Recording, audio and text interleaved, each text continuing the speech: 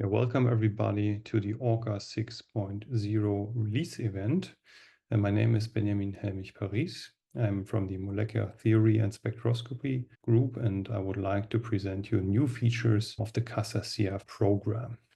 So before I start, I would like to give you here a small overview of systems that we are usually interested in whenever we are using multi-reference methods and CASSCF in particular. And these are often open shell systems with a quasi-degenerate ground states like typical transition metal complexes, or we are interested in open shell singlets that behave like a stretched hydrogen molecule. Also, when you're interested in bond dissociation of covalent bonds and also transition states, multi-reference methods might be interesting to you. Multi-reference methods are also often used in calculating excited states, in particular doubly excited states, for which most single reference methods don't show sufficient accuracy. So here I would like to explain to you how CASSCF and other multi-reference methods work in principle. So for CASSCF, we have a small set so-called active orbitals that contain a given number of active electrons. And now we try to generate all possible determinants or spin-adapted determinants that we call configuration state functions by distributing electrons amongst all active orbitals. And with these configuration state functions, we do a linear expansion, a so-called CI expansion. And this defines our CASSCI wave function. To get the CASSCF solution, we also minimize the energy with respect to variations in the molecular orbital and CI coefficients. And when we found the minimum, we have obtained our CASSCF solution. So CASSCF is very effective in describing so-called static correlation. However, CASSCF performs quite badly whenever you want to describe dynamic correlation. And the way how to describe dynamic correlation is to mix in here doubly excited determinants in the wave function expansion. So the simplest approach that is doing this is second order perturbation theory. We have here two multi-reference versions of second order perturbation theory, CASSPD2 and FPD2, that determine the wave function coefficients correct up to first order, and then use the first order wave function coefficients to calculate the second order energy. There are also more accurate but also much more expensive methods available, the MRCI and the multi-reference coupled cluster method. You can also combine CASSCF with DFT, but this is unfortunately not available in ORCA 6. On the right side, you can also see the formal scaling of these multi-reference methods. CASSCF and all the other methods that also trying to describe here dynamic correlation, they have basically the same scaling as their single reference analogs, however, a much larger prefactor because we now have multiple reference determinants. You can run these calculations easily with ORCA. So here I would like to present you a typical input of a CASSCF calculation. In the top line, you have the basis set specification and what kind of starting orbitals you would like to have. In this case, we read in old orbitals from a DFT calculation. Then in a CASSCF block, you specify the number of active electrons and number of active orbitals, the multiplicity, and the number of roots you would like to have. In this case, we do a state averaging calculation where we average over the 4 lowest roots. The molecular structure is then provided in an external XYZ file. If you also want to run NEFPD2 or CASSPD2 calculations on top of CASSCF, that is very easy. You just have to add here this one additional line in the beginning of your input. Same you can also do if you want to run multi-reference CI or multi-reference coupled cluster methods that are based on automated code generation. So we can run these calculations easily, but there are still a couple of problems that we may enter when running multi-reference calculations. So the biggest problem is that we're dealing here with strongly correlated systems that have many weakly interacting orbitals, and during the wave function optimization, these molecular orbitals may change their role. For example, active orbitals with an occupation number close to 2 can easily become inactive orbitals and vice versa. And the same holds also for virtual orbitals that may easily swap with active orbitals that have an occupation number close to 0. However, only for the active orbitals, we do a CI expansion. This fact often leads to the problem that we have many low-lying energy minima with respect to the variational parameters. However, we are not interested in all these minima. We are only interested in one particular. And this means that we have plenty of unreasonable or undesired solutions that may also give non-physical results. So here the challenge is to have a good starting guess for the molecular orbitals and at the same time also have robust convergence, which might also be complicated. To tackle these issues, we have implemented a couple of new features in ORCA 6. And here I would like to start with the discussion of starting orbitals and the active space selection. So far, the CASSCF MO gas in ORCA may only give the desired active orbitals accidentally. If you start from a model Hamiltonian gas or a preceding SCF calculation or MP2 natural orbitals, you cannot guarantee that you have the right active orbitals that you would like to have in your active space. This means often you have to look at your orbital coefficients in the output or make 3D plots.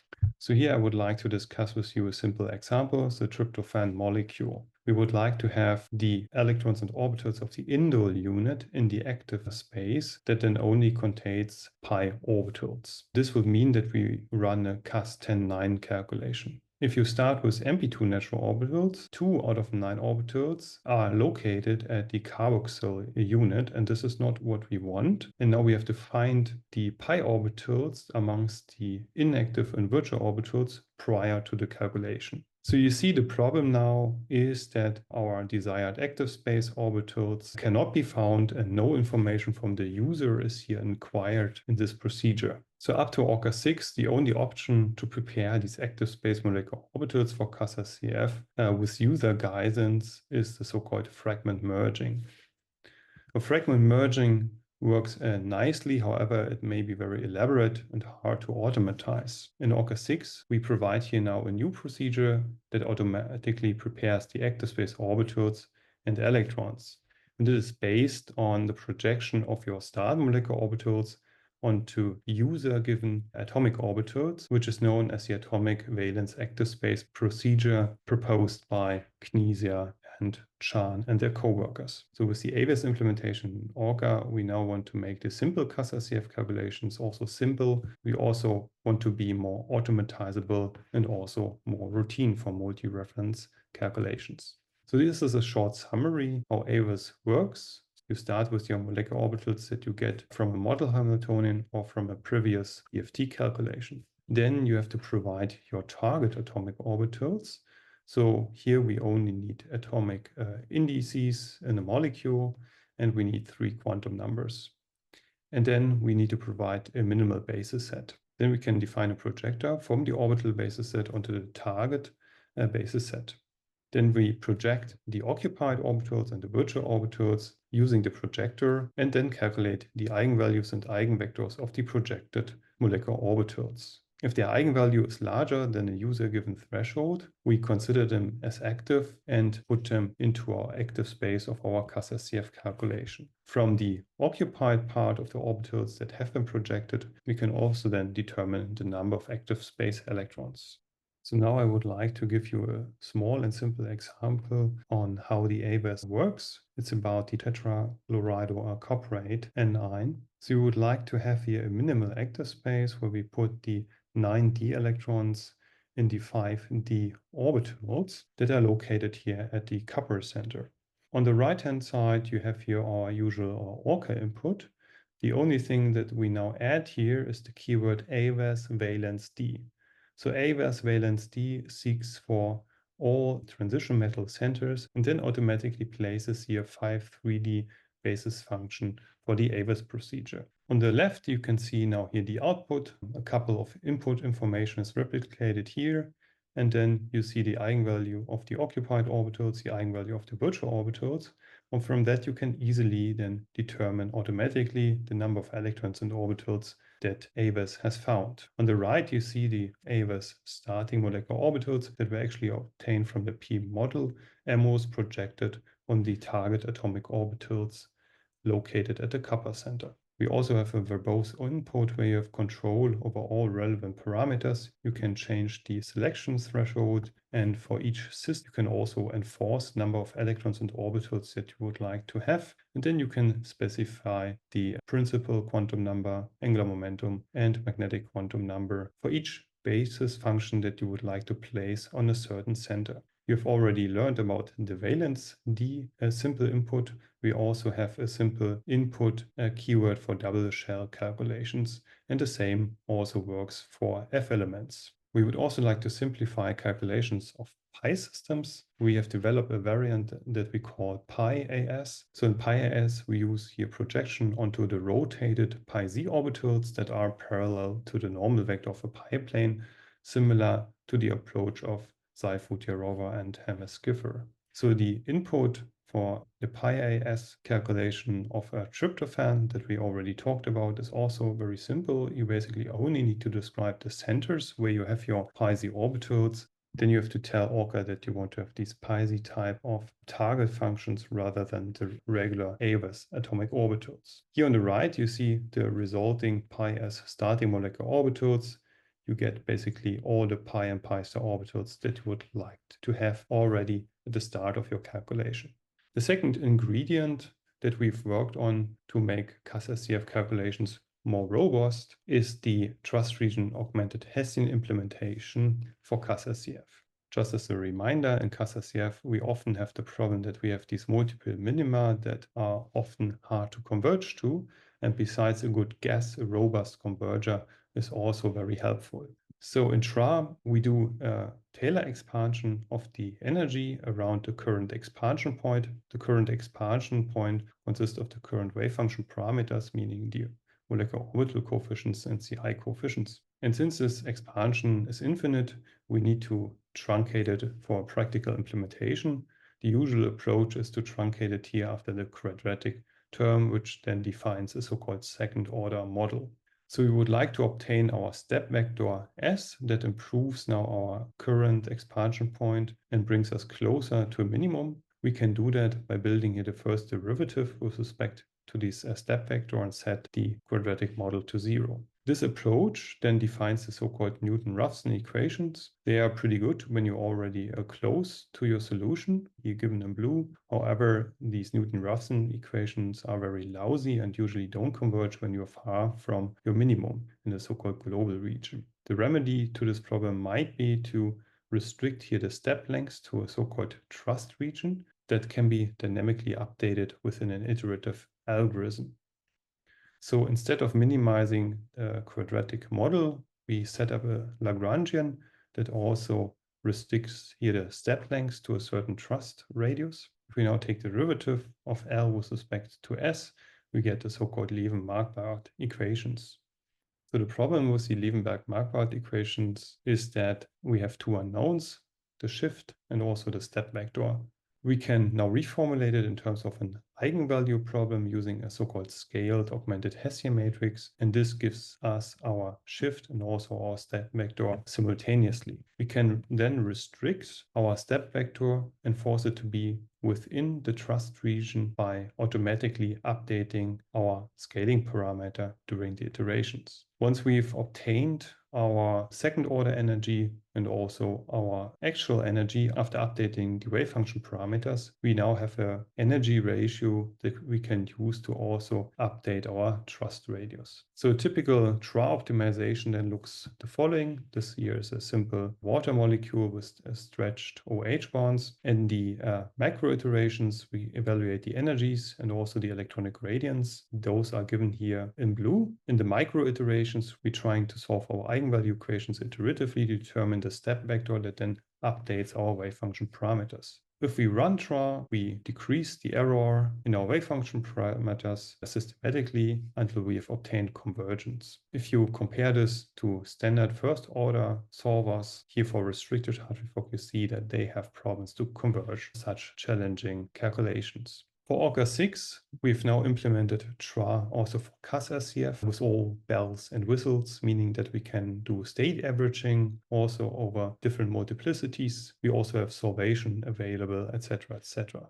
The only restriction at the moment is that TRA only works with the default CASSCI program. A typical ORCA input of TRA CASSCF looks like the following. You have your usual CASSCF input, and then you just have to add here TRA in the simple input line. Alternatively, you can also declare the ORB step as TRA if you like. TRA itself also has a couple of input parameters, but those don't need to be changed by the user. The only exception here is the choice of active orbitals. It might be beneficial to use natural orbitals or to use localized orbitals for certain cases, and this is all described in the manual. So usually TRA takes much more iterations than the standard solver, the Super CI-PT, for the same reasons as for the SCF, because we also need a lot of iterations to determine the step vector and the so-called micro iterations, which are almost as expensive as the macro iterations. However, TRA gives here guaranteed convergence because it's a restricted step algorithm. So effectively, we are trading here time with robustness. So here I would like to show you one example where I've used TRA. This is a calculation on a larger molecule, cobalt, containing a complex, also with an OXO bridge in the middle. This is a CAS 1410 calculation. We are using here the p-model gas for the starting orbitals and then do here the AVAS. We also use here our efficient Rij Cossacks approximation for the fog matrices and also Ri for integral transformations. So the standard solver Super CI-PT with those starting conditions did not converge. However, TRA did converge within 27 macro iterations, and it took almost 44 hours. There's also a different solver in the RoPro package called second order Super CI. Takes more macro iterations than TRA. However, the micro iterations can be performed more efficiently, and that's why it's also more efficient than TRA. Both approaches converge here to the same energy. Nevertheless, we have met here our goals in providing a robust converger for CASSCF calculations that is also applicable to larger molecules. We've also made some progress in the analysis of excited states. So the standard approach in the computational community to calculate excited states with CASSCF is based on state averaging. You get then multiple CI coefficients at the same time by using the same set of molecular orbitals. Here I would like to investigate the excited states of formaldehyde. We use an active space where we include the pi and pi star orbital, but also the non-bonding orbital that is located here at the oxygen of the carbonyl group. We average over one triplet and 3 singlet roots. So usually we analyze the excited state wave function, but then looking at the leading contributions to the CI expansion of every state. However, we already see here that the ground state and the second excited state, which is actually a pi to pi star excitation, have here two important configurations that contribute. It is in some cases then a bit hard to analyze what is the true character of the excitation. So that's why we've now also provided a different way to analyze excited states, which is based on the singular value decomposition of the CASSCI transition density matrix for a transition from the ground state to a certain excited state. So from the SVD, we can obtain the so-called natural transition orbitals for the electron donating and the electron accepting regions. So now we apply this to the second excited state, the pi to pi star excitation of our formaldehyde example. We see that there's only one outstanding singular value, and this means that it's clearly a particle hole excitation that you can also visualize by plotting the NTO donor and the NTO acceptor orbitals that has been done here on the right side for the N to pi star excitation and also the pi to pi star excitation. So at the end, I would like to give you here now the summary of new features that we have in ORCA 6.0. We have now a new strategy for generating active space starting orbitals and also active spaces using AVAS. In that way, we can really simplify CASSCF calculation of molecules, in particular those that contain transition metals or lanthanides or actinides or pi systems. We have now also a restricted step full second order converger, TRA, for CASSCF. In ORCA 5.0, we had TRA for SCF. Now we also have TRA for CASSCF. It gives robust and guaranteed convergence for small, but also for large molecules. We have new tools to analyze excited states that are based on natural transition orbitals and natural difference density orbitals. We also have a new and more robust CASSCF linear response implementation for excitation energies called MCRPA, which I have not shown today. Also, there was a complete overhaul of the magnetic QDBT-based properties that we have in ORCA CASSCF. And also we made CASSCF and NFPD2 in general much more efficient due to improved general infrastructure for integrals using Shark or COSAX or the CASSCI code. So at the end of my talk, I would also like to acknowledge here the contributions of many others who made the ORCA 6.0 CASSCF and MRPT implementation much better. First of all, I would like to thank here Kandaruban Sivalingam for plenty of testing and debugging. I would also like to thank Nicolas Foglia and Dimitrios Manganas for their contribution to the NTO and NDO project and also the overhaul of the magnetic properties with QDBT. I would like to thank you, Frank Nese, and also Bernardo de Souza for improving integrals and fog matrices. And also I would like to mention here the contribution from Michael Römmelt and Mikael Mugandi from the Humboldt University in Berlin, who improved here the performance of the CI coupling coefficients quite tremendously.